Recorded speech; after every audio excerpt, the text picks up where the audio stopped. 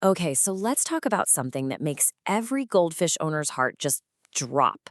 You're looking into your tank and bam, you see it. A weird, lumpy, white growth on your favorite fish. You immediately start to panic, right? Is it a fungus, some kind of parasite, or is it something way worse?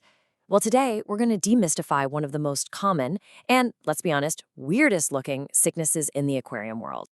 Yeah, if that looks familiar, you are definitely in the right place.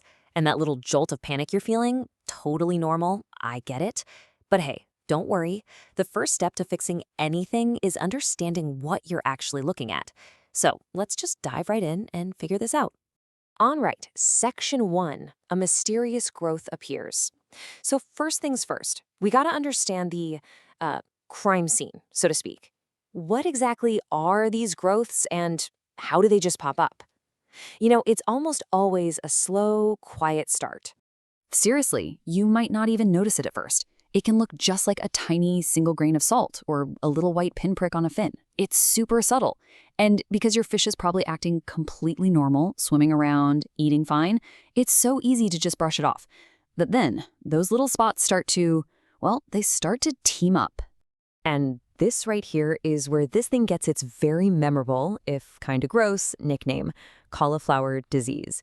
I mean, this description from Wikipedia is just spot on. The little spots clump together and form this lumpy, bumpy mass that, yeah, it really does look like a tiny piece of cauliflower. This is the classic sign we're looking for. Okay, next up, identifying the cauliflower disease. Now, hold on. Before we jump to conclusions and make a final diagnosis, we have to rule out the number one case of mistaken identity in the fish world. Because, as you probably know, what looks like one thing can often be something completely different. So, is it lymphocystis or is it itch? In those early stages, with the small white pinpricks, it is so easy to confuse it with itch or white spot disease. And they're both super common. But here's the thing. They are fundamentally different problems and they need totally different treatments. So how in the world do you tell them apart? While the differences are actually pretty clear once you know what to look for. Lymphocytosis, that's our cauliflower, it forms these distinct clumps, kind of like little bunches of grapes, or, well, cauliflower. Itch, on the other hand, looks like somebody took a salt shaker and just sprinkled it all over the fish. The spots are uniform, they're spread out, but the most crucial difference, it's the speed. Itch is a parasite, and it moves fast. It can infect an entire tank in just a few days. Lymphocytosis, however, is a virus, and it grows much, much more slowly. So there we have it. We've confirmed it's not a parasite. It's a virus. Specifically, it's caused by something called a lymphocystivirus virus. And what this virus does at a cellular level is, honestly, it's pretty wild. It doesn't create a bunch of new cells to make a tumor. Nope.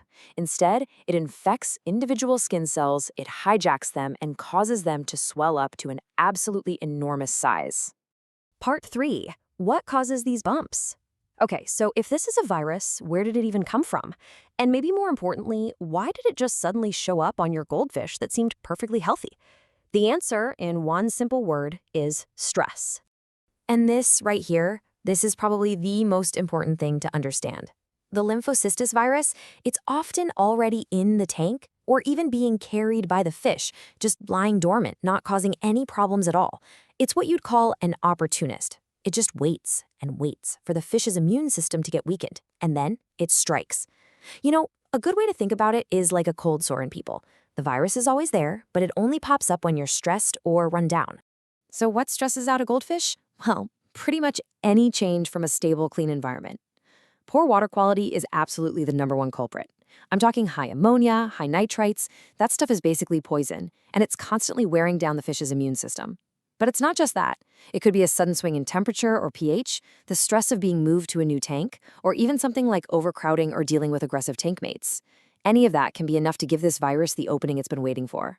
And check this out. This number, 100,000x, it just perfectly shows how wild this virus really is. Each one of those cauliflower bumps you see, it's not a tumor made of thousands of cells. No, it's often just a few individual skin cells that the virus has inflated up to 100,000 times their normal size. 100,000.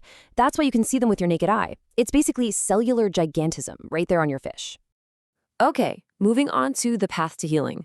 We've identified our culprit. We know its motive is stress. Now for the really important part. What can we actually do about it? How do we help our fish fight this thing off? Now, this next part can be a little frustrating to hear, but it's so important to get this straight. There is no direct cure. There's no magic medicine you can buy that will just kill the Lymphocystis virus. And since it's a virus, antibiotics are totally useless. So the goal here isn't to kill the virus directly. The goal is to support the fish so its own immune system can defeat it.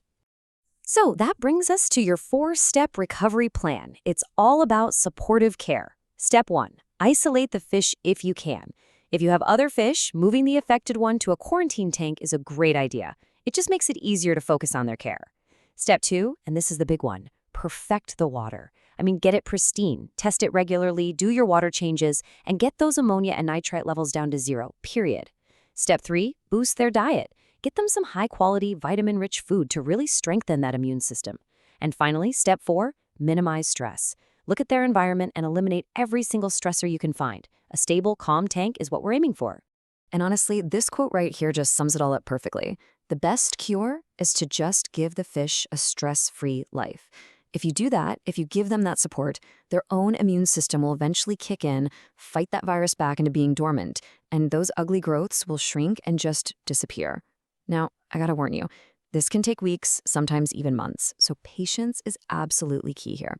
All right, our final section, cures, myths, and prevention. So we've established that supportive care is the way to go. It's the accepted best practice. But you've probably been online and you might see other cures being talked about. Let's take a quick look at those, and then we'll focus on what is truly the most powerful tool you have, prevention. Look, when you're worried about your pet, it's completely natural to go searching for a quick fix. And the internet, well, it is full of them.